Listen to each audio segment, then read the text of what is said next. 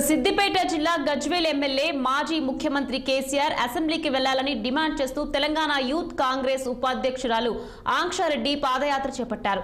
తమ సమస్యలు సభలో లేవనెత్తి పరిష్కారం చేయాల్సిన కేసీఆర్ ఫామ్ హౌస్ కే పరిమితమయ్యారని విమర్శించారు. వెంటనే అసెంబ్లీ సమావేశాలకు హాజరు కావాలని ఆమె కోరారు.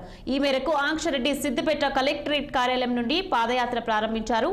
ఈ యాత్ర హైదరాబాద్ లోని రాజ్ భవన్ వరకు కొనసాగింది. తొలుత జిల్లా కలెక్టర్ కు వినతి పత్రం అందించిన ఆమె గజ్వేల్ కు ఎమ్మెల్యే ఉన్నాడా లేడా అని తెలియక నియోజకవర్గ ప్రజలు అష్ట కష్టాలు పడుతున్నారని ఆవేదన వ్యక్తం చేశారు. కేసీఆర్ కు ఎమ్మెల్యే అని గుర్తు చేయడానికి యూత్ కాంగ్రెస్ పాదయాత్రగా వెళ్తున్నట్లు చెప్పారు ఆంక్షారెడ్డి. నేను చేయబడుతున్న పాదయాత్ర 100 కిలోమీటర్ల padayatra from Siddipet collectorate office to governor Raj Bhavan వరకు మేము 1000 మందిని యూత్ కాంగ్రెస్ పేరు పైన మా కేసీఆర్ గారికి ఒక్కసారి గుర్తు చేద్దాం అనుకుంటున్నాము. మీరు మా ఎమ్మెల్యే కేసీఆర్ గారు, మీరు మర్చిపోతున్నారు.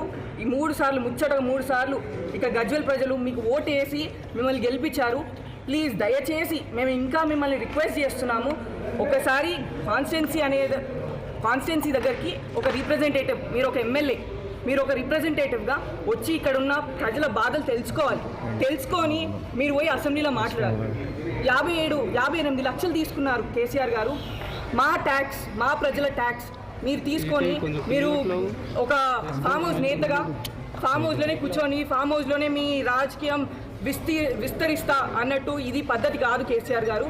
ప్లీజ్ దయచేసి మా గజ్వేల్ ప్రజల బాధలు కనుక్కోవడానికి ఒక్కసారి కాన్స్టిట్యున్సీకి రండి. మీరు 59 లక్షలు తీసుకొని 59 నిమిషాలు కూడా అసెంబ్లీలో ఉండలేరు. బడ్జెట్ సెషన్ ఇంత పెద్ద చర్చలు జరుగుతుంటే మీ ఎక్స్పీరియన్స్ తోటి కొంచెం హెల్ప్ చేసి ఇంకా మన ప్రజలని, మన తెలంగాణను ముందకు తీసుకుపోవడానికి చూడాలి. కానీ మీ సహకారము అసలు మీరు స్పందించట్లేరు, అసలు ఏం చేస్తలేరు. తెలంగాణలో ప్రసిద్ధ పుణ్యక్షేత్రమైన వేములవాడ